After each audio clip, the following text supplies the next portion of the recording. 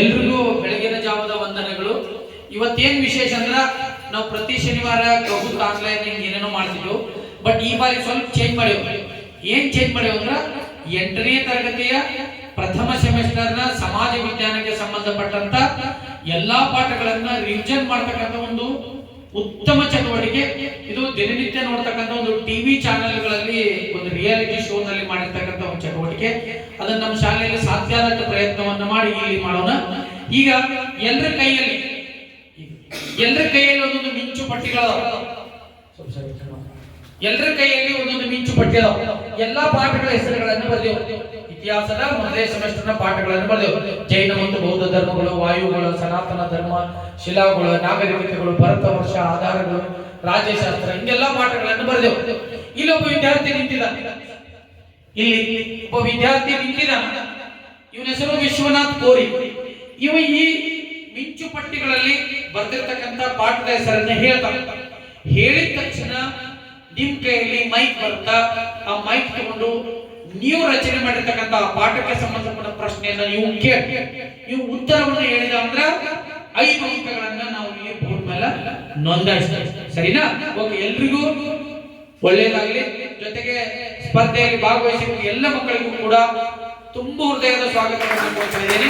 Okay, ಸ್ಪರ್ಧೆಯನ್ನು ಆರಂಭ ಮಾಡೋಣ.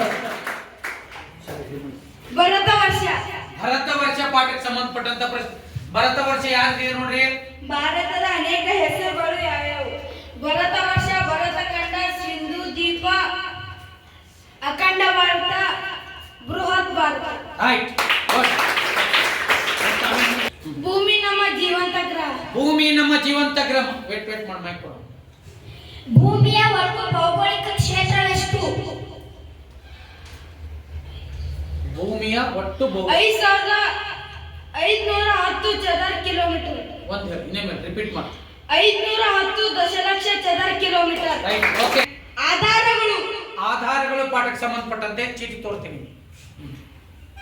ಕನ್ನಡದಲ್ಲಿ ಮೊದಲ ದೊರೆತಿದ ಶಾಸನ ಯಾವುದು? ಹಲ್ಮಿಡಿ ಶಾಸನ. ಓಕೆ, ಯಾವ್ದ್ರಿ? ನಾಗರಿಕತೆಗಳು.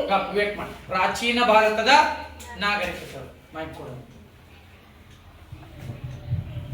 ತಾಮ್ರವು ಯಾವ ರಾಜ್ಯದಲ್ಲಿ ದೊರೆಯುತ್ತಿತ್ತು? ಬಲೂಚಿಸ್ತಾನ್ ಮತ್ತು ರಾಜಸ್ಥಾನ್. ಈಗ ಸರಿ ಮಿಂಚು ಪಟ್ಟಿದಾವಲ್ರಿ, ಮೈಕ್ ಸಿದ ಇಡಿ. ಅರ್ಥಶಾಸ್ತ್ರ, ಅರ್ಥ ಮತ್ತು ಮಹತ್ವ. ಅರ್ಥಶಾಸ್ತ್ರದ ಮಹತ್ವ ಮತ್ತು ಅರ್ಥ ಮತ್ತು ಮಹತ್ವ. ಅರ್ಥಶಾಸ್ತ್ರ ಎಂಬ ಪದವು ಯಾವ ಭಾಷೆಯಿಂದ ಬಂದಿದೆ? ಅರ್ಥಶಾಸ್ತ್ರ ಎಂಬ ಪದ ಯಾವ ಭಾಷೆಯಿಂದ ಬಂದಿದೆ? ಬೇಗನೆ. ಓಕೋಸ್ ಮತ್ತು ನೋಮೋಸ್. ಭಾಷೆ ಯಾವುದು? ಗ್ರೀಕ್. ಸರಿನಾ? ಎಕನಾಮಿಕ್ಸ್. ಅಲ್ಲಲ್ರಿ, ಯಾವ ಭಾಷೆ ಯಾವುದು? ಗ್ರೀಕ್ ಸರಿನಾ? ಓಕೆ. ಜೈನ ಮತ್ತು ಬೌದ್ಧ ಧರ್ಮಗಳು. ಜೈನ ಮತ್ತು ಗೌತಮ ಬುದ್ಧನೆಂದು ಪ್ರಖ್ಯಾತನಾದ ಸಿದ್ಧಾರ್ಥನು ಡ್ಯಾಶ್ ಶತಮಾನದಲ್ಲಿ ಜನಿಸಿದನು. ಯಾವ ಶತಮಾನದಲ್ಲಿ ಹುಟ್ಟಿದವ? 6ನೇ ಶತಮಾನ. 7 ಮಾತ್ರ ಅವಕಾಶ ಇದೆ. ಸನಾತನ